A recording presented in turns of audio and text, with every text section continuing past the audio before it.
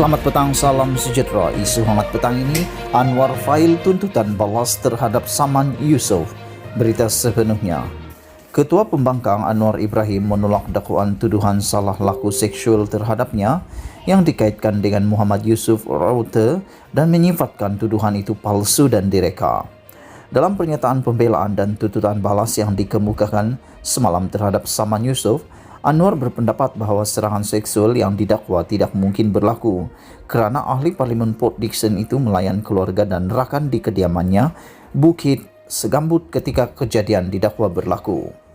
Seperti yang dipleadkan kepada perenggan 25.3 atas dalam pernyataan tuntutan balas Anwar, sekitar pada 2 PM hingga kira-kira pukul 5 PM ke pukul 6 PM, Datuk Seri Anwar Ibrahim Anwar telah melayan keluarga dan kawan-kawannya di kediaman Bukit Segambut.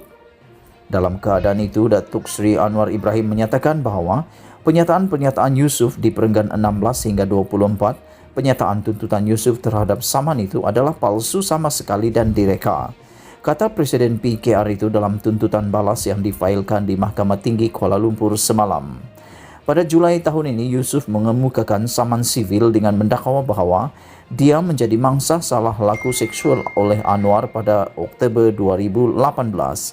Melalui dokumen di mahkamah, Anwar menafikan kandungan akuan bersumpah Yusuf bertarikh 19 November 2019 berkaitan dengan tuduhan serangan seksual di kediamannya di Bukit Segambut. Pemimpin PKR itu berpendapat Yusuf tidak pernah bekerja sebagai pembantu penyelidik di pejabatnya di Bukit Gasing melainkan melaksanakan kerja sebagai sukarelawan.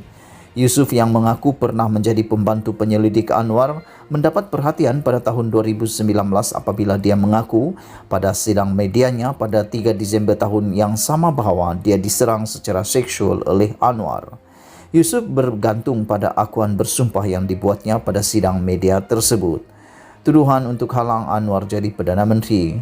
Dalam tuntutan balas terhadap Yusuf, Anwar mendakwa tuduhan itu bertujuan mencemarkan imej politik Datuk Seri Anwar Ibrahim dan memastikan bahawa Datuk Seri Anwar Ibrahim tidak menjadi Perdana Menteri Malaysia.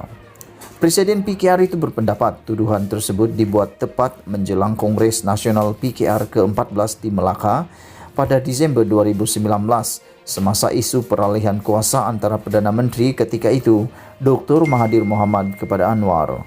Anwar mendakwa selepas itu, parti politik berkenan dilanda perselisihan dalaman yang membabitkan pihak tertentu cuba menghalang kemarahan kepimpinannya.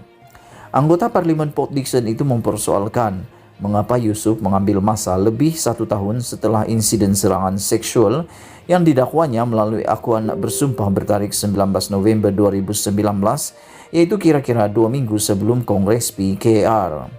Anwar menegaskan bahawa Yusuf hanya mengadakan sidang media pada 4 Disember 2019 sehari sebelum Kongres parti itu. Ahli politik veteran itu juga berpendapat bahawa Yusuf mengambil masa lebih daripada 1 tahun untuk membuat laporan polis pada 7 Disember 2019 di mana Kongres PKR sedang berlangsung. Pada premis ini, saman ini merupakan penyalahgunaan proses. Yusuf tidak membuat tuntutan ini dengan niat sebenar untuk mendapatkan ganti rugi undang-undang. Datuk Seri Anwar Ibrahim berpendapat bahawa tujuan utama tuntutan yang digunakan oleh Yusuf ini adalah bertujuan untuk mencemarkan reputasi dan imej politik Datuk Seri Anwar Ibrahim dengan tuduhan palsu itu. Oleh itu, Datuk Seri Anwar Ibrahim berpendapat bahawa Yusuf sengaja mengemukakan tuduhan palsu ini sebelum dan semasa Kongres untuk menimbulkan kerosakan maksimum reputasi dan kerjaya politik Datuk Seri Anwar Ibrahim dakwaan Anwar.